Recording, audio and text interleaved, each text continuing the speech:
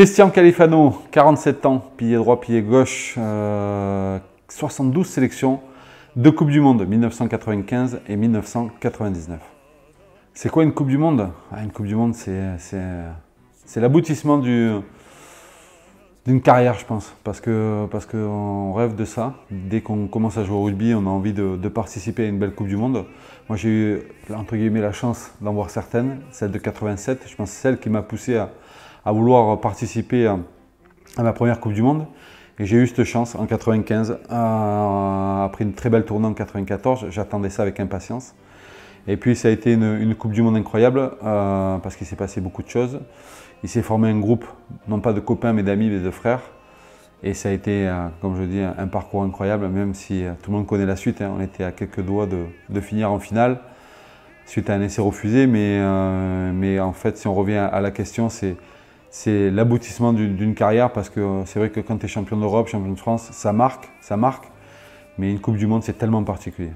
Ce que tu ressens quand tu as la chance de participer à une Coupe du Monde, c'est de la fierté. Fierté de représenter ton pays, d'arborer ce beau maillot bleu-blanc-rouge, mais surtout voilà, de vivre une aventure sportive et humaine hors norme. Encore une fois, comme je dis, quand tu as la chance d'en faire une ou deux, voire trois, ou peut-être quatre comme certains, ça a toujours un parfum particulier.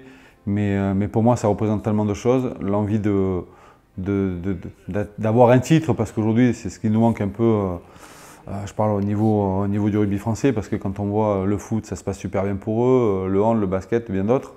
Voilà, nous, c'est ce qui nous manque, peut-être un titre de champion du monde. Mais j'aurais aimé, franchement, j'aurais aimé. Surtout que j'ai toujours ce parfum d'amertume dans la bouche qui me laisse voilà, un peu sur ma faim après la Coupe du Monde 95.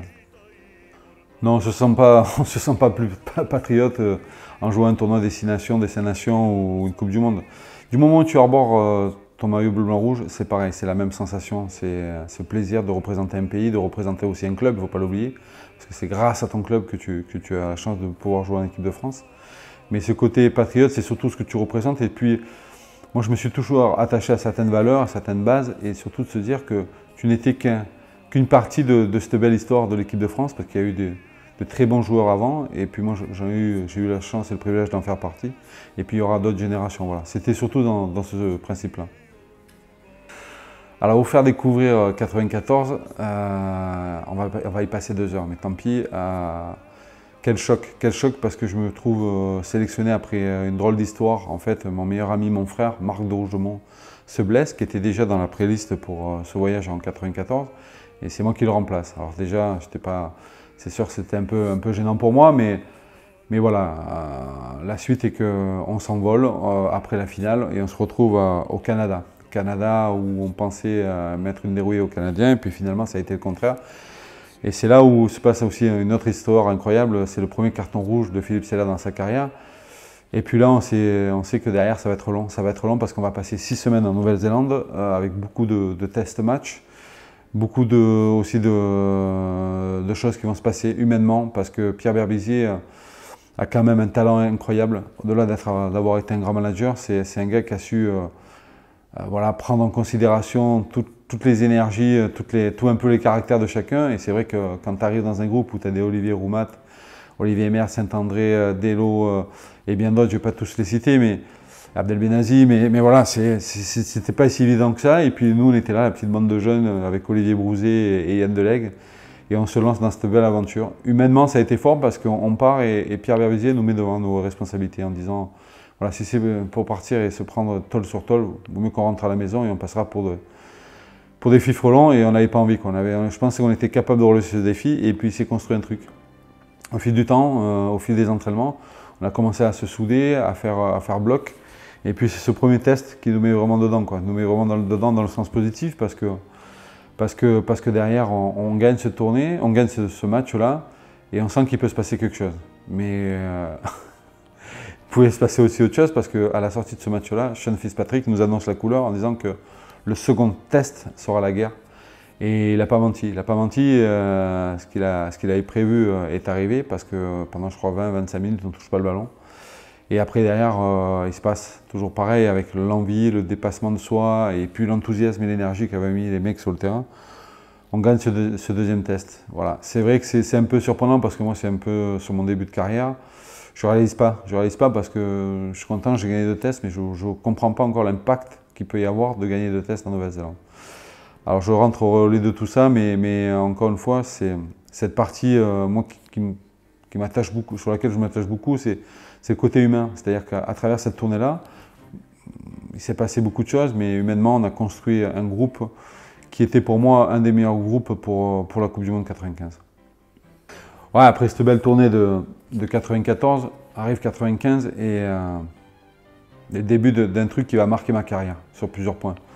Déjà le fait d'être sélectionné, de représenter son pays, ça on l'a dit, mais c'est surtout voilà, de vivre quelque chose qui va me marquer toute ma vie.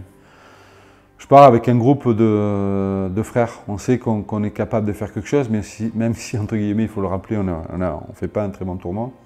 95, je crois qu'on perd contre les Écossais à la maison, donc je vous dis pas, Pierre Berbizier n'était pas très content de nous, mais on fait une grosse préparation. Et à partir de cette préparation, on sait qu'on est armé pour peut-être faire quelque chose.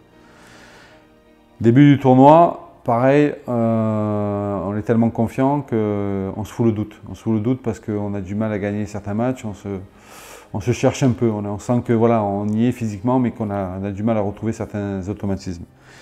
Et puis derrière, il y avait, comme je dis, c'est aussi ce qui fait la force de certaines équipes, c'est le fait de vivre ensemble, le fait de vivre peut-être des choses différemment. Je me rappelle, moi, les 3/4 avaient mis comme challenge de se raser la tête. Donc, toutes les têtes d'œufs qu'on avait vues en 95, on avait bien rigolé. Il y avait des beaux mecs là, parce que quand tu les vois aujourd'hui avec les cheveux qui font les beaux à la télé, tu te dis putain, 95, si on pouvait remontrer certaines photos, ça les calmerait un petit peu. Mais c'était voilà, le fait de dissocier un peu les avant, les 3/4, de se chambrer, de dire qu'on était capable de faire quelque chose. Et puis on sent un certain engouement, on sent beaucoup de choses. Et sportivement parlant, Pierre a été énorme. Pierre a été énorme parce qu'il a confiance en nous, il nous pousse à bout, il se donne les moyens et les armes pour qu'on essaie d'aller le plus loin possible. Et c'est ce match-là, le dernier, où on sent qu'il peut se passer quelque chose et qu'il se passe quelque chose, grâce à Emile Ntamak, il faut le rappeler, parce qu'on gagne à la dernière minute sur un essai de Milou contre l'Écosse. Et là, je peux te dire que ça nous libère. Ça nous libère parce qu'on n'était pas bien, on sentait qu'on pouvait passer à côté de quelque chose de fort.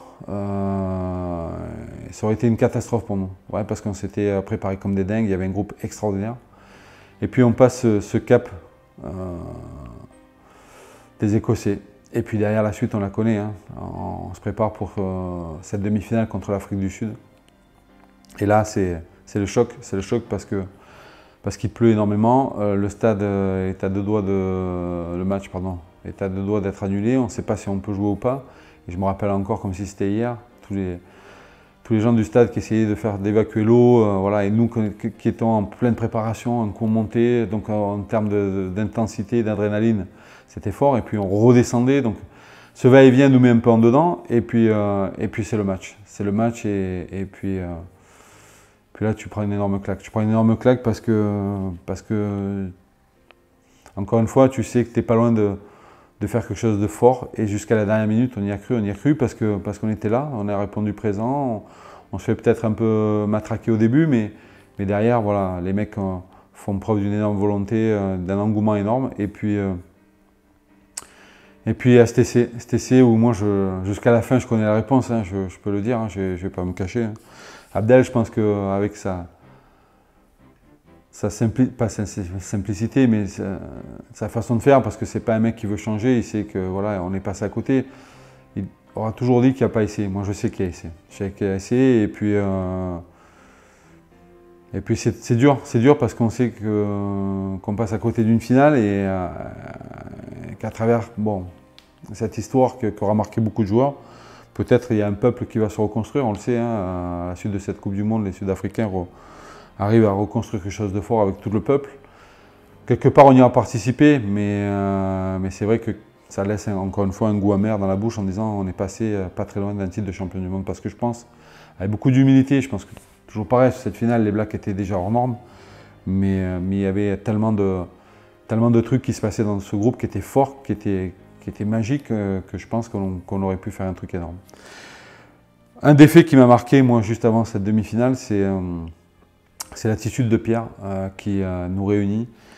Et à l'insu, non, on ne l'avait pas vu, mais il y avait Marc Mitterrand à l'époque qui avait préparé tout un clip sur la préparation, tout ce qu'on avait fait du début jusqu'à cette demi-finale, et ils nous le passent.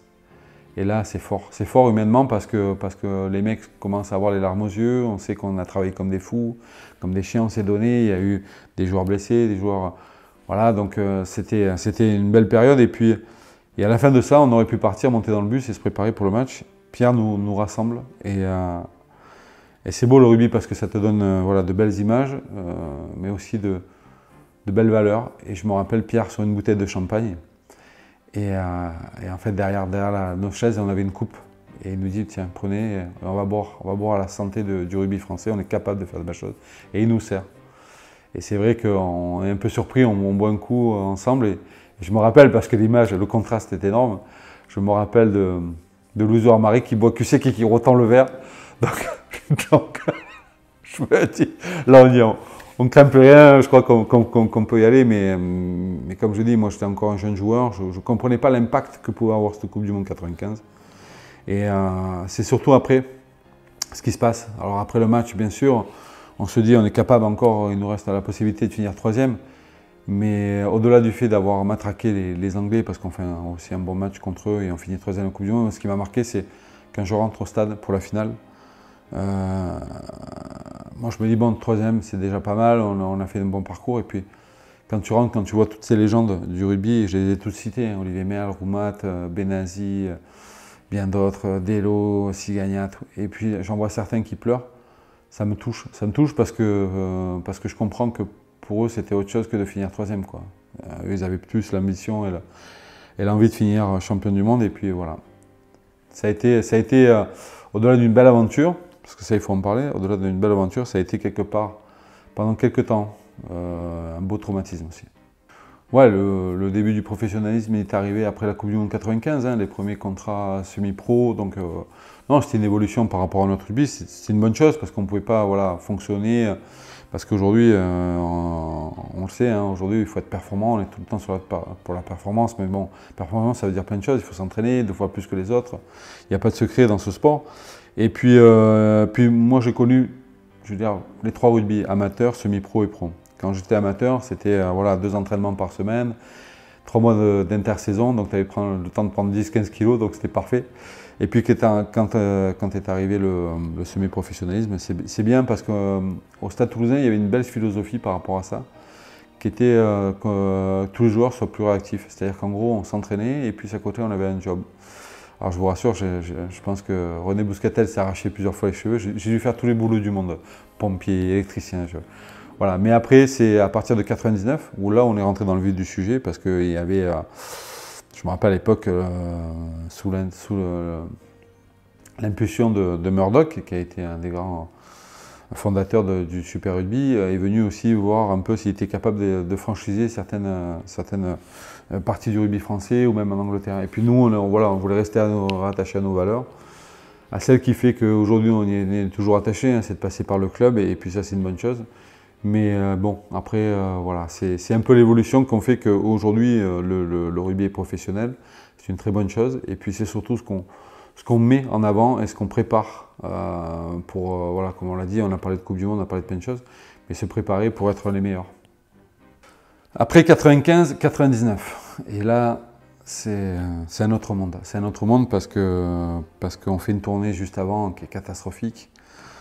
Tonga, Samoa, Nouvelle-Zélande, autant te dire que quand tu as fini cette tournée, tu peux rentrer et te mettre dans une bouteille de formol.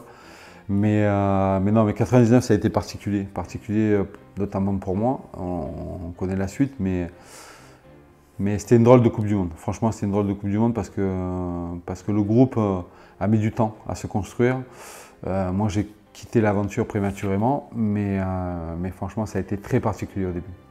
Ouais, ce match contre les Fidjiens, bien sûr qu'il restera gravé dans ma carrière parce que c'est un match tellement particulier. Et puis c'est pour moi un ras-le-bol. Un ras-le-bol de tout ce qui s'est passé pendant la préparation, un ras-le-bol parce qu'il y a 36 000 clans dans un groupe de 30 joueurs. Donc voilà, je pense qu'il y avait tellement de...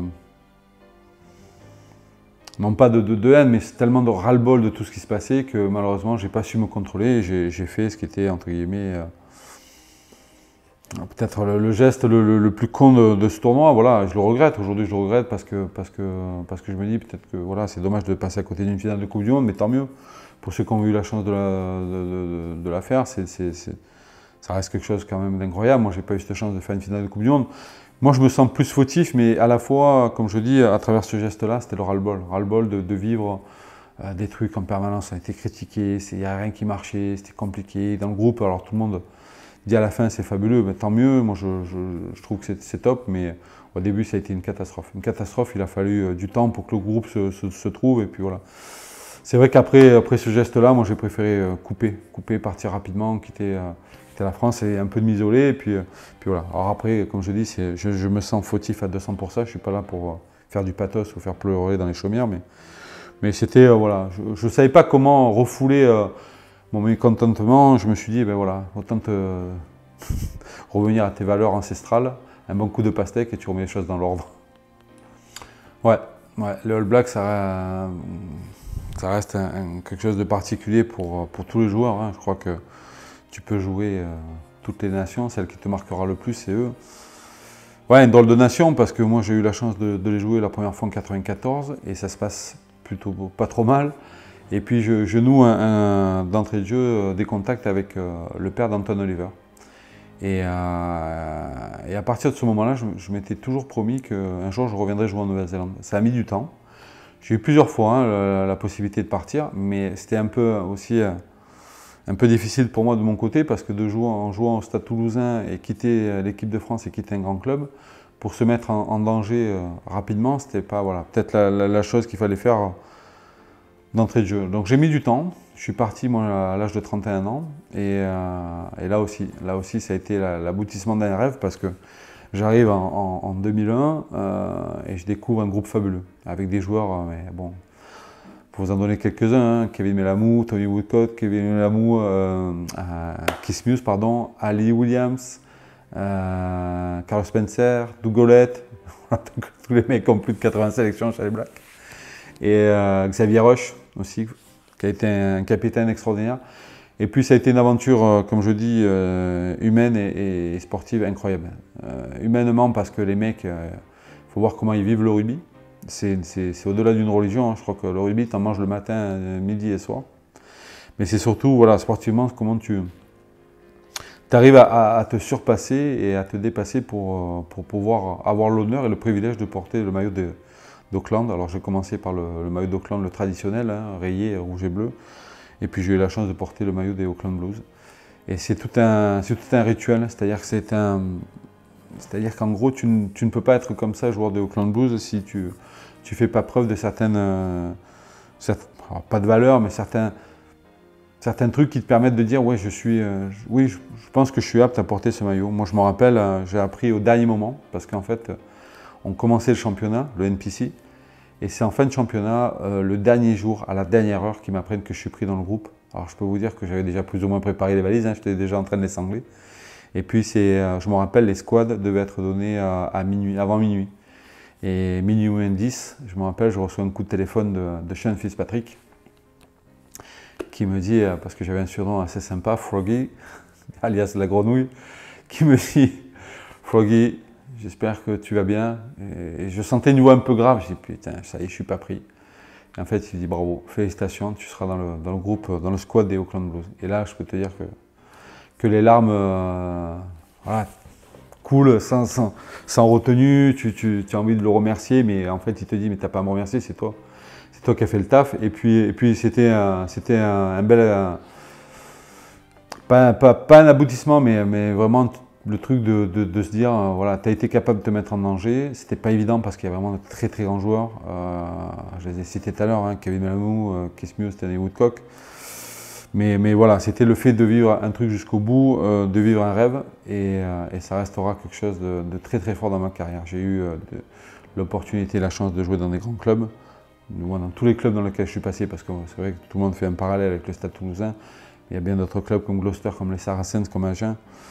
Voilà, j'ai vraiment vécu des trucs énormes, mais eux, c'était vraiment particulier. Et encore une fois, c'est c'est d'avoir la chance de jouer un championnat comme celui-ci, ça reste extraordinaire. Je me rappelle à l'époque, quand je suis rentré, et que Fred Michalak a eu la chance lui aussi de partir avec les Sharks en Afrique du Sud.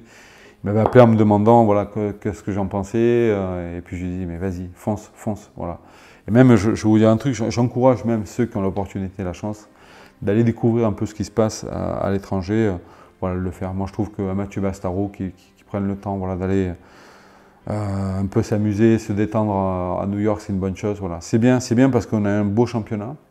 On a un championnat qui est fort, il ne faut pas l'oublier. On est quand même aujourd'hui un des meilleurs championnats du monde, mais c'est bien de temps en temps de ne pas tomber dans la routine et de pouvoir se challenger et se remettre en question. Non, 2007, c'est pas dur, c'est pas une désillusion parce que c'était plus ou moins couru d'avance. Hein. Je pense qu'on part avec une équipe, je sais pas comment ils ont pu faire cette équipe, je comprends pas. Moi, je suis déçu surtout pour les mecs qui ont été, entre guillemets, laissés sur le carreau. Je pense à Thomas Castagnède, à Olivier Magne. Moi, j'avais aucune ambition. Je pense que c'était plus symbolique pour moi parce que je commence en 94 en Nouvelle-Zélande et je finis en 2007 en Nouvelle-Zélande, mais bon, pas avec les mêmes scores. Mais franchement, j'en voulais pas à Bernard. Je savais, voilà, qu'entre guillemets, c'était couru d'avance, que lui, il avait déjà son groupe pour la Coupe du Monde. C'est dommage, voilà, qu'on parte comme ça sur une tournée où ça aurait pu bien se passer. On aurait pu accrocher, c'est un grand mot, mais peut-être rivaliser avec le Black. Mais ça a été une déroute tellement incroyable que des mecs ont été marqués derrière. C'est ça qui est dommage. Moi, j'avais fini ma carrière là-dessus.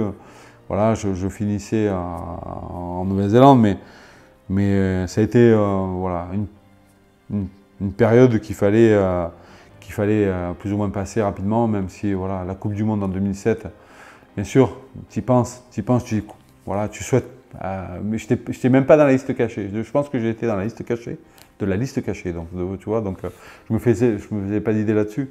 Mais encore une fois, c'était de dire, tu finis en Nouvelle-Zélande, prends ce qu'il y a à prendre, parce qu'il faut toujours se dire que c'est du positif. Et voilà, après le reste, c'est que de la littérature. Bah, sur les discours d'avant-match, notamment pendant les Coupes du Monde, je vous dis, celui qui m'aura le plus marqué, c'est celui de Pierre Berbizier, qui avait le don et la faculté de se mettre au niveau de chaque joueur. C'est-à-dire qu'il ne faisait pas du général, comme on dit. Il ne parlait pas à un groupe. Il était capable de prendre des mecs et leur parler cap à cap, tête à tête. Et là, je peux vous dire que quand Pierre prenez le temps de venir discuter avec vous et il fallait être prêt. Je pense qu'il valait mieux affronter l'All Black que de passer un quart d'heure avec Pierre Berbizier. Mais c'est ce qui fait aujourd'hui que moi j'ai un respect sans borne pour lui. Je sais que quelque part ma carrière, si elle a bien fonctionné, c'est aussi en grande partie grâce à lui. Et je lui dois beaucoup, mais ce qui était fort, c'était les mots qu'il utilisait parce qu'il avait cette faculté. C'était un très bon pédagogue. Au-delà d'être un très grand manager, c'était un très bon pédagogue et il savait... Voilà, il connaissait plus ou moins les faiblesses et les forces de chacun. Moi, il connaissait surtout mes conneries. Et je trouve qu'il a passé l'éponge plusieurs fois. Mais encore une fois, moi, je retiens surtout son plus beau discours, c'est celui avant la demi-finale de la Coupe du Monde contre l'Afrique du Sud. Bon, il faut dire que quand même, dans les conneries, je suis pas trop mal classé. Je pense que je dois être en tête de gondole avec certains. Ben, je vais vous donner une petite anecdote. Lors de la Coupe du Monde 99, donc on commençait sur une préparation assez dure, assez engagée. Et à un moment, on commence à descendre, je ne sais plus où on était dans l'Aveyron, et Carbonneau, en descendant, s'amusait à me tirer des pierres. Parce qu'il n'avait pas compris que les pierres à 50 mètres de haut, c'est des missiles, quoi. Si tu le prenais, tu dérapais, tu te finissais au fond du ravin. Et toute la journée, il me tirait des pierres, Je lui dis, mais il me rend fou ce Carbo, il me rend fou. Jusqu'au jour, jusqu'à la fin de l'après-midi, où on se retrouve dans une grotte, et puis là, on dit, merde, on a oublié la bouffe. Donc il a fallu remonter. Et en redescendant la glacière, je le voyais, il était à 20-30 mètres devant moi. Et là, je dis, c'est bon, il est pour moi. Et j'ouvre la glacière, je prends un yaourt et je le vise. Le yaourt, mais vraiment comme on est débile, hein. Le yaourt passe à 2-3 mètres au-dessus de Carbo. Et là, il va s'éclater sur un rocher. Mais juste avant qu'il s'éclate sur le rocher, vous avez Jean-Claude Scrella qui sort la tête comme ça du rocher. Et le yaourt s'éclate en pleine. Et le yaourt, quand il s'éclate, il le prend en pleine poire. Et là, un fou rire, mais un fou rire général. Et là, je lui dis, ben, ça y est, c'est fini pour moi la Coupe du Monde, je rentre à la maison. Et là, je me rappelle la très bonne phrase de Jean-Claude Scrella qui nous dit « Mais putain, il ne faut pas jeter les yaourts dans la nature !» Voilà, une des plus belles anecdotes de la Coupe du Monde 99. J'en ai jamais parlé, hein, c'est une première mondiale, mais voilà, ce qui m'a valu. qui a fait de moi voilà, ce que j'ai été au niveau de la bonne ambiance dans le groupe 15 de France. Mais voilà, c'est un des meilleurs souvenirs que je garde. Alors si je peux donner un conseil, quand tu es un jeune joueur et que tu participes à ta première Coupe du Monde, c'est profite. Profite au maximum. Enferme-toi. Enferme-toi, n'écoute pas ce qui se passe à l'extérieur. Réalise que tu as quand même la chance et l'opportunité de vivre un rêve parce que tout le monde court après ça. C'est sûr, ça je peux le garantir. Et puis de se dire que c'est une belle opportunité et une grande fierté de représenter son pays. Et puis tu sais, une Coupe du Monde, quand tu l'as fait, tu ne sais pas si tu vas en faire une deuxième. Donc voilà, on profite. Profite au maximum et puis comme je dis, prépare-toi. Parce que ça n'a rien à voir avec ce que tu connais. Est-ce que le rugby était plus dangereux avant? Ça c'est la question que tout le monde se pose. Aujourd'hui on est mieux préparé je pense. Je pense qu'on est mieux préparé, c'est beaucoup plus rapide, beaucoup plus physique. Avant, c'était, oui, dangereux dans des contextes un peu particuliers. C'est-à-dire qu'en gros, si tu mettais la tête dans le groupement et que tu allais gratter le ballon, on savait plus ou moins t'enlever, mais avec des façons qui n'étaient pas préconisées dans le rugby d'aujourd'hui, qui ne sont pas préconisées dans le rugby d'aujourd'hui. Non, mais non, je trouve que le rugby d'avant était peut-être un... Après, c'est vrai que c'est tellement compliqué de répondre à cette question parce qu'à la fois, on n'était pas aussi bien préparé qu'aujourd'hui. Nous, on était sur un rugby voilà, de vitesse peut-être, on jouait, on n'était pas dans la confrontation et dans l'affrontement, on était plus dans l'évitement et on cherchait toujours l'intervalle. Aujourd'hui, on le voit, hein, c'est venir casser les défenses, on est sur beaucoup plus de temps de jeu. Donc voilà, non, c'était différent, mais après, ça dépendait aussi contre qui tu jouais. Il y avait de beaux spécimens qui te mettaient et qui faisaient surtout comprendre que le rugby était quand même assez bien engagé avant. C'est ce que je disais, hein, il n'était pas plus dangereux, mais il était beaucoup plus con. Et là, vous ne pouvez pas le voir parce que j'ai les cheveux un peu longs, mais j'ai une balafre de 10-15 cm grâce au 52 d'Olivier Roumat. Voilà. Merci Olivier pour ce grand coup de pied dans la tronche. Ça a été mon premier match. Voilà. Est-ce qu'à la fin de ma carrière, j'ai ressenti le rugby blues? Ouais, moi j'ai ressenti. Ouais. J'ai ressenti parce que c'est pas évident quand tu passes pratiquement 18 ans tous les jours à être sur le terrain à partir de 9 h et puis être avec une bande de potes et t'amuser et vivre des trucs de dingue. Ouais, je l'ai vécu un peu bizarrement parce que du jour au lendemain ça s'est arrêté brutalement et puis il n'y a plus rien derrière. Plus rien derrière parce que pendant un mois tu te dis bon ben ça va, je dois découvrir le monde, il doit se passer plusieurs trucs, je vais rencontrer.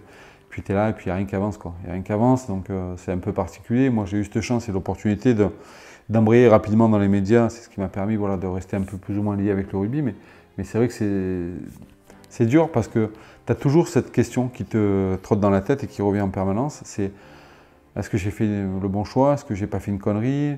Alors les mecs, quand tu vas voir les matchs, quand tu allais voir les matchs, ils te disaient mais t'as pas envie de rejouer?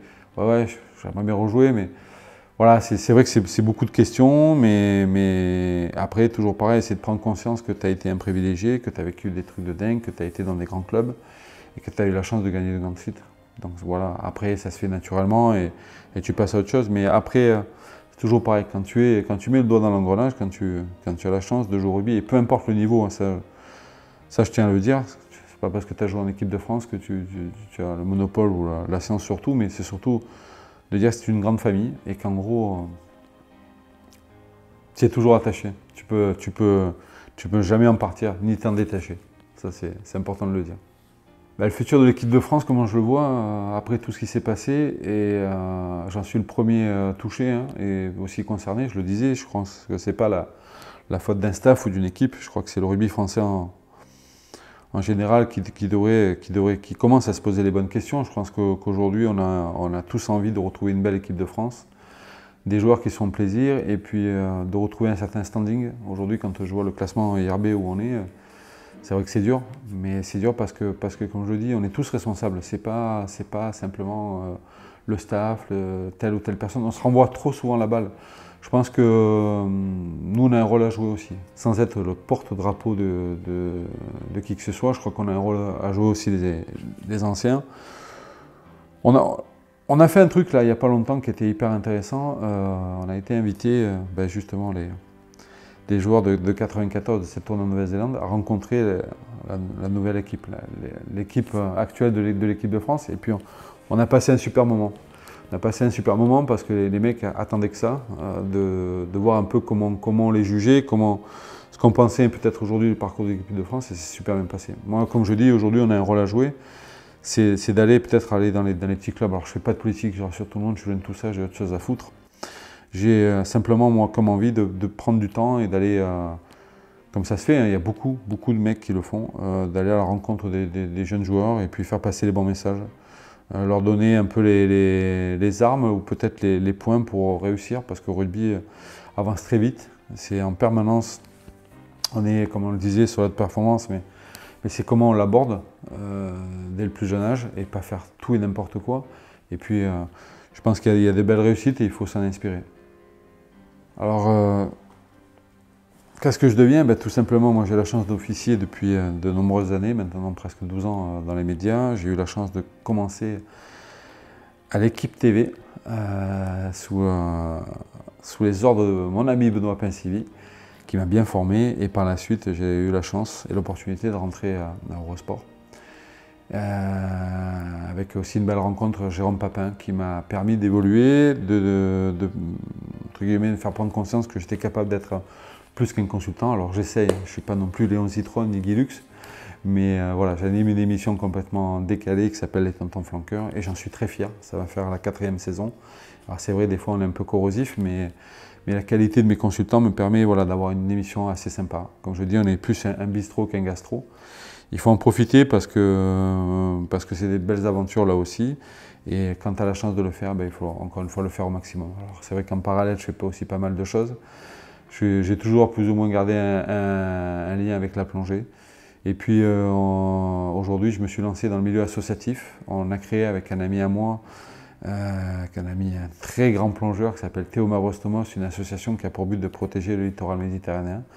C'est prenant, ça prend du temps et ça fait partie, entre guillemets, de mes plus grands projets. Est-ce que j'aimerais entraîner?